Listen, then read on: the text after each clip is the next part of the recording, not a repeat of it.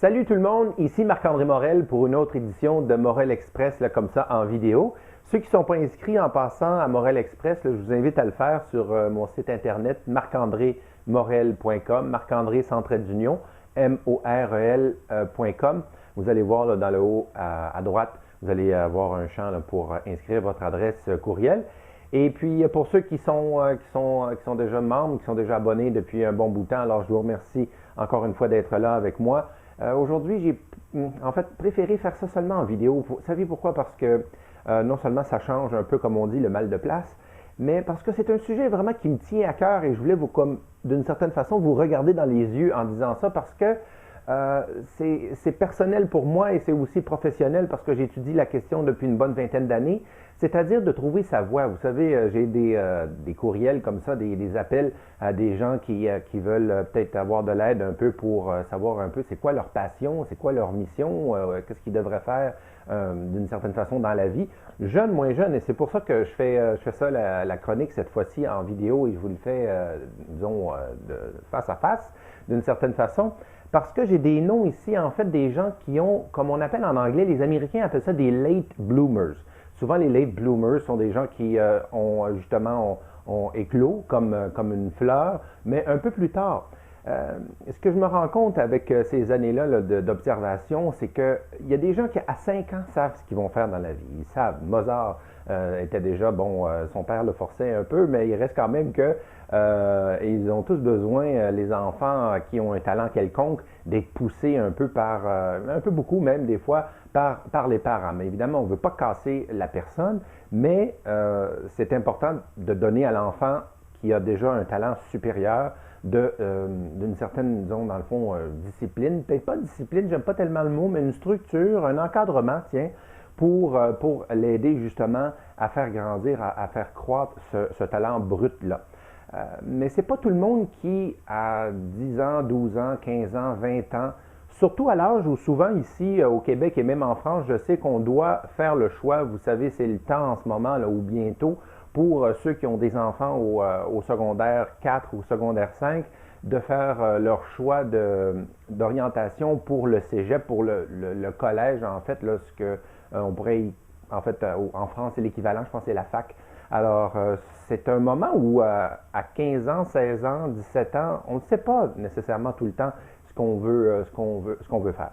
Alors, si jamais ça donne que pendant 5 ans, 10 ans, 15 ans, 20 ans, vous avez parcouru une carrière et vous vous rendez compte que ce n'est pas nécessairement la bonne, peu importe les raisons, la sécurité, la peur, l'engagement, le temps, les engagements en fait familiaux, on n'a pas le choix, on a besoin d'être là en tant que mère, père et tout ça, il ne faut pas quand même tout abandonner d'un coup. Mais il arrive un moment dans notre vie où c'est insupportable.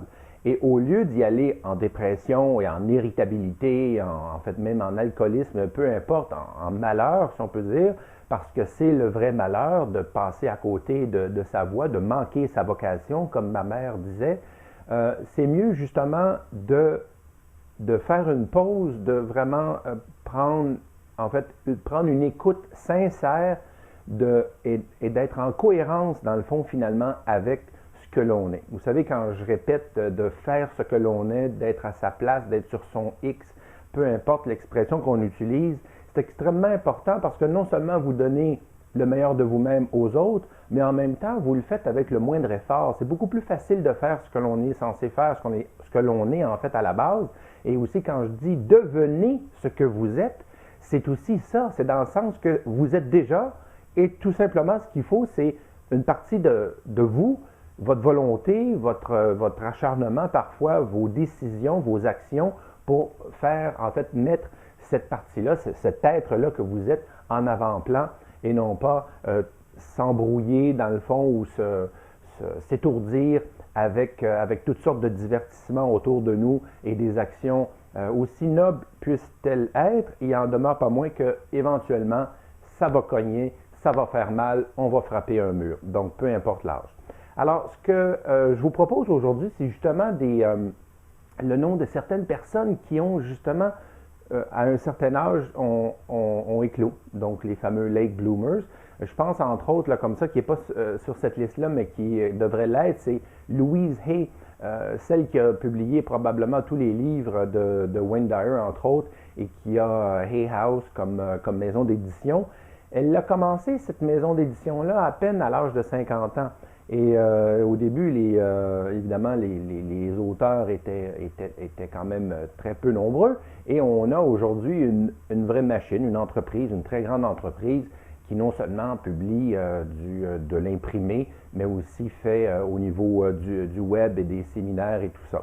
Donc, une femme qui est remarquable, qui a justement commencé différentes choses à tous les 5 ans, que ce soit de danser, même si on lui avait dit à l'époque, son professeur de danse lui avait dit qu'elle ne devrait pas danser, qu'elle ne sera jamais une danseuse, et peu importe, mais elle a commencé ça comme ça à 60 ans, à 75 ans, prend des cours de yoga, en tout cas, toutes sortes de choses qui fait en sorte qu'aujourd'hui, à 85 ans, cette femme-là n'arrête jamais justement de s'investir dans un nouveau projet qui la concerne, qui est en fait une expression de ce qu'elle est. Le fameux cas de Colonel Sanders qui a commencé, vous le savez, là, à 65 ans, a cogné aux portes pour avoir sa première franchise de poulet frit Kentucky, là, mieux connu là, en France sous le nom de PFK ou ici KFC. Alors, il y a aussi Julia Child. Julia Child, vous savez, on a fait un film récemment qui est merveilleux avec Meryl Streep, qui est extraordinaire dans le film Julie and Julia. Et c'est l'histoire de Julia Child, en fait, mais aussi en parallèle avec une jeune qui essaie, elle est fan numéro 1, si on peut dire, et elle fait un blog, c'est dans un temps plus actuel, il y a une partie fiction, évidemment, mais il en demeure pas moins que cette femme-là a commencé, en fait, sa première émission télé, qui l'a catapulté vraiment là, au seuil de légende, presque, aujourd'hui dans le domaine de la cuisine. Et c'est la première qui a fait aujourd'hui, il y a une émission de cuisine culinaire sur toutes les chaînes du monde, surtout en Occident. Et il y en a une à toutes les heures. C'est incroyable, vous le savez, il y en a presque trop. Et ça a été la première comme ça qui a fait quelque chose comme ça. Et elle avait 51 ans. C'était merveilleux, même si c'était pas parfait, parce que ceux qui connaissent l'histoire, c'est qu'elle s'enfargeait, comme on dit en québécois, dans les œufs, la farine et tout ça, directement comme ça sur caméra. Il y a aussi quelqu'un qui est peut-être qui est inconnu de nous, du nom, mais qui vaut la peine d'être mentionné. C'est quelqu'un qui en fait, c'est une religieuse qui a commencé à courir à l'âge de 47 ans et qui, à l'âge de 54 ans, a été acceptée pour participer aux essais d'un marathon. C'est-à-dire des Olympiques, c'est ça. Alors, imaginez-vous, là, à 54 ans, j'ai jamais vu personne, moi, de mon vivant, entrer comme ça aux Olympiques, même pour des essais. Laura Ingalls, vous savez, la fameuse petite maison dans la prairie, bien, saviez-vous que la fameuse Laura Ingalls, non seulement elle a déjà existé, mais c'est à l'âge de 65 ans qu'elle a publié son premier livre. Donc, vous savez, le livre a été porté à l'écran et ça a été un succès monstre. Ici, au Québec, on visionnait ça dans les années 80, je pense même 70. Je me souviens de ça vaguement. Et aux États-Unis, évidemment, c'était un franc succès. Et je ne pourrais pas vous dire pour l'Europe, pour en France, mais je présume que oui, parce qu'on fait beaucoup de traductions, d'émissions traduites là-bas. Alfred Hitchcock, que tout le monde connaît pour ses trailers. Pour les plus jeunes, vous devriez peut-être écouter un ou deux de ses films. C'est un peu maintenant devenu un peu un icône dans son domaine de l'épouvante, même si aujourd'hui on est dans un autre niveau, évidemment au niveau de la technologie, mais il en demeure pas moins que le type a réussi à faire vraiment sa marque avec sa signature à lui dans ce domaine-là. Et c'est entre 54 ans et 61 ans qu'il a vraiment fait ses meilleurs films. Donc, ça donne une idée. Susan Boyle, c'est récent. Vous le savez, il y a quelques années, une émission de talent qui a vraiment, comme on dit en américain, a flabbergasté tout le monde avec, premièrement, son look un peu maladroit, mais en même temps avec sa voix superbe, puissante et tout ça, très juste. Et elle avait 48 ans et ça lui a permis justement de vivre son rêve de chanter dans disquet, etc. Donc de chanter sur scène devant tous ces gens. Pour vous dire aussi, ce qui est lié à tout ça, c'est que les gens qui qui se réalisent comme ça avec leur vraie mission de vie, non seulement sont plus heureux, c'est plus facile pour eux de travailler, on ne travaille plus d'une certaine façon, mais ce sont des gens aussi qui ont vécu beaucoup plus longtemps. Je sais que dans mon premier livre, je parle de Marcel Ferron qui faisait des vitraux, comme ça, c'est une artiste qui a participé avec Bordua, là, le fameux engagement là, au Québec, j'oublie le nom, qui a fait fureur dans les années 60. Il n'en demeure pas moins qu'on vit non seulement mieux, mais on vit aussi plus vieux. Et voici des gens qui, c'est dans les années 80, c'est-à-dire pas les années 1980, mais quand ils avaient 80 et plus, qu'ils ont fait leur meilleur travail. Écoutez ça.